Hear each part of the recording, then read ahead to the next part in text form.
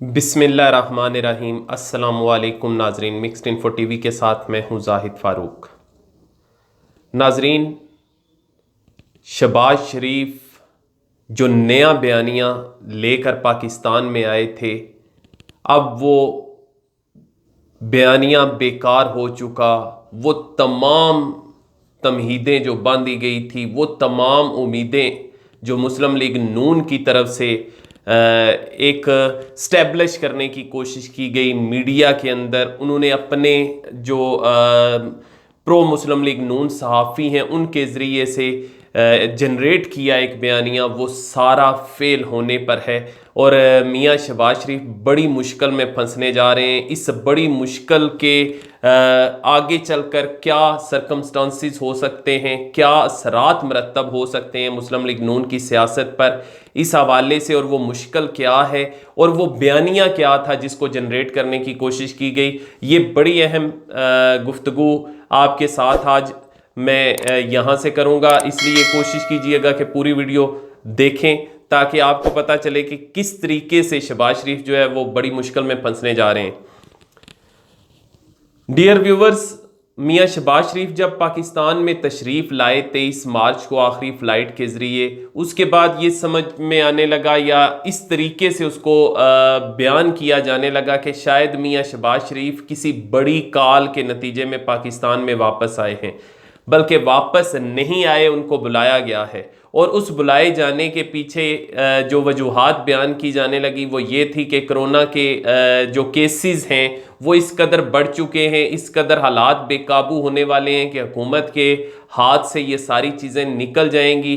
फिर ये भी मुमकिन है कि कौमी हुकूमत बना दी जाए और उसमें मुस्लिम लीग नून का हिस्सा हो। बाज़ ने यहाँ तक कह दिया कि पंजाब हुकूमत मुकम्मल तौर पर शहबाज शरीफ के कंट्रोल में आ चुकी है। अब पस पर्दा जो अहकामात जारी कर रहे हैं वो मियाँ शहबाज शरीफ जारी कर रहे हैं। दूसरी तरफ कुछ लोगों ने कहा कि बहुत जल्द इन हाउस तब्दीली आने वाली है, इमरान खान की छुट्टी होने वाली है, इमरान खान बैक पे चले जाएंगे, बैक फुट पे चले जाएंगे और मियाँ शहबाज शरीफ ये सारे मामलात को चलाएंगे। इस तरह की बहुत सी बातें। फिर कुछ हमारे जो सहाफ़ी दोस्त हैं जो बहुत ज़्यादा वफादारियाँ निभाते हैं मुस्लिम लीग नून से, उनकी तरफ से इस तरह के कॉलम लिखे जाते रहे, अपने शोज़ में इस तरह का बयानिया जनरेट किया जाता रहा कि मुस्लिम लीग नून या मियाँ शहबाज शरीफ ही वो वाहिद शख्सियत हैं जो हालात को कंट्रोल कर सकती हैं।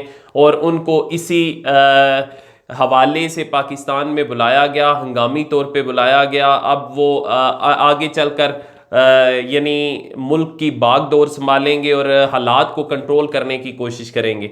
लेकिन तमाम जो उनका बयानिया था, जो उन्होंने जनरेट करने की कोशिश की, वो ज़मीं बोस हो गया। वो ख्वाब जो उन्होंने देखे थे वो चकनाचूर हो गए। और वो जो मुस्लिम लीग नून के वर्कर्स को मुस्लिम लीग नून इस बयानिए के ज़रिए दोबारा मुतहर्रक करने की कोशिश कर रही थी, यकीनन उनकी उम्मीदें भी दम तोड़ जाएंगी जब आगे चलकर इस तरह के हालात पैदा होने जा रहे हैं मुस्लिम लीग नून के लिए खुसूसन और मियाँ शहबाज शरीफ के लिए कि वो जो बयानिया था वो तकरीबन ख़त्म हो जाएगा। इस हवाले से मैं आपको बताता चलूं कि ये होने क्या जा रहा है आगे चल के। एक तरफ तो मैं उससे पहले कि मियाँ शहबाज शरीफ का एक और भी आपको बता दूं कि सदर और जो प्रेसिडेंट है पाकिस्तान के, उनकी DGISI की और इमरान खान की जो मुलाकात हुई है गुज़िश्ता दिन, उसमें उसको इंतहाई गैर मामूली मुलाकात करार दिया जा रहा है। वैसे तो अमूमन ये मुलाकातें चलती रहती हैं, लेकिन ऐसे हालात में उससे पहले जो नैब की तरफ से ये बात की गई कि ये आटा और चीनी स्कैंडल जो है ये बहुत बड़ा स्कैंडल है, इस पे भी हम इसका नोटिस लेंगे और इस पर हम काम कर रहे हैं। तो उसके बाद से हालात कुछ ऐसे बनते जा रहे हैं जिसके लिए हुकूमत भी अपने तौर पे सोच रही है कि किस तरीके से इसको हैंडल किया जाए। अगर खुसरो मुख्तियार, जहांगीर तरीन और इसके साथ कुछ और लोग इस तहकीकात की जद में आ जाते हैं तो फिर उसके बाद उनके जो खैरख्वाह हैं जो PTI में भी मौजूद हैं, अगर वो हुकूमत का साथ छोड़ते हैं तो हुकूमत किस तरीके से अपनी अददी जो अपनी तादाद है उसको बरकरार रख पाएगी। अददी बरतरी को बरकरार रख पाएगी। इस हवाले से हुकूमत गौर कर रही है और इसी को देखते हुए वज़ीर आज़म ने इससे पहले स्पीकर कौमी असम्बली असद कैसर से भी मुलाकात की। अब ज़रा आते हैं वापस मियाँ शहबाज शरीफ की स्टोरी पे। मियाँ शहबाज शरीफ के हवाले से उनको नैब की तरफ से तलब किया गया और नैब की तरफ से तलब किए जाने का मकसद ये था कि एसेट बियॉन्ड मीन्स ये असासाजात का केस है जिसमें उनको ये साबित करना होता है कि ये जितने भी असासाजात बनाए इसकी मनी ट्रेल पेश करें। जबकि अगर शरीफ ख़ानदान की हम असासाजात की मनी ट्रेल की बात करें तो ना मियाँ नवाज शरीफ ये पेश कर सके और ना ही शहबाज शरीफ और ना ही उनके पोतों मियाँ शरीफ के पोतों में से किसी के पास मनी ट्रेल है। जब भी मनी ट्रेल की बात आती है तो वहाँ पे शरीफ ख़ानदान बिल्कुल इस तरह का मुजाहरा करता है कि वो हमें पॉलिटिकल विक्टिमाइज किया जा रहा है, ये हो रहा है, वो हो रहा है। कोई उनके पास सबूत मौजूद नहीं है कि पैसा उन्होंने किस तरीके से बनाया। ये भी कुछ इसी तरह का केस है जिसमें नैब की तरफ से मियाँ शहबाज शरीफ को तलब किया गया और मियाँ शहबाज शरीफ हाज़िर नहीं हुए और उनकी तरफ से ये कह दिया गया कि मैं चूँकि मौजूदा हालात ऐसे हैं, मैं पहले भी कैंसर का पेशेंट रह चुका हूँ, मेरी कुव्वत मदाफ़त इतनी नहीं है और मैं हाज़िर नहीं हो सकता। यानी उन्होंने इसकी आड़ में जो वबाई मर्ज़ फैला हुआ है इसकी आड़ में ख़ुद को इस्तिस्ना दिलवाने की कोशिश की, लेकिन नैब की तरफ से जो अलामिया जारी किया गया, जो नैब की तरफ से स्टेटमेंट सामने आई, वो शरीफ फैमिली के लिए, मियाँ शहबाज शरीफ के लिए इंतहाई ख़तरनाक है। वो इस हवाले से कि नैब की तरफ से ये बयानिया दिया गया, ये बयान दिया गया, ये स्टेटमेंट दी गई कि शहबाज शरीफ तावन नहीं कर रहे। व्यूवर्स, आपको याद होगा कि जब भी किसी भी शख्स को गिरफ्तार किया जाता है नैब की तरफ से तो अदालत में जो पहला उनकी तरफ से बयान सामने रखा जाता है या पहली दलील पेश की जाती है उसके लिए रिमांड हासिल करने के लिए, तो वो यही कि ये शख्स तावन नहीं कर रहा हमारे साथ, जिसकी वजह से हमें इसको हिरासत में लेना पड़ा। और अगर यही बयानियाँ जनरेट करने में कामयाब हो जाती है नैब इस स्टेटमेंट को जो अभी तक बज़ाहिर कामयाब नज़र आ रही है कि शहबाज शरीफ तावन नहीं कर रहे, तो वो इनको गिरफ्तार भी कर सकती है। दोबारा शहबाज शरीफ को तलब कर लिया गया है 22 तारीख को, 22 अप्रैल को, और शहबाज शरीफ अगर उसमें भी पेश नहीं होते, नैब की तरफ से ये भी कहा गया कि हमने आपके लिए तमाम इंतजामात रखे हुए हैं, फेस मास्क और इसके साथ साथ सैनिटाइज़र, हर चीज़ हम प्रोवाइड करेंगे, आपकी सेहत का बिल्कुल ख्याल रखेंगे, आप बेफिक्र होके आएँ और सवालात के जवाबात दें। तो अगर वो वहाँ पे पेश होते हैं तो फिर शायद उनकी गिरफ्तारी इस फौरी तौर पे बच जाए, लेकिन अगर पेश नहीं होते तो उनको नैब की तरफ से गिरफ्तार भी किया जाता है। अब सवाल ये पैदा होता है कि अगर पेश हो जाते हैं तो वो बच निकलेंगे, ये भी बड़ा अहम सवाल है। उनका बचना इस वजह से भी मुश्किल है कि नैब की तरफ से जो केस सामने रखा गया उसमें उनको नैब ने साबित नहीं करना, उन्होंने खुद साबित करना है कि ये मेरे असासे हैं, ये इनकी मनी ट्रेल है, ये डॉक्यूमेंट्स हैं, इस मनी ट्रेल के मुताबिक मैंने ये असासे बनाए।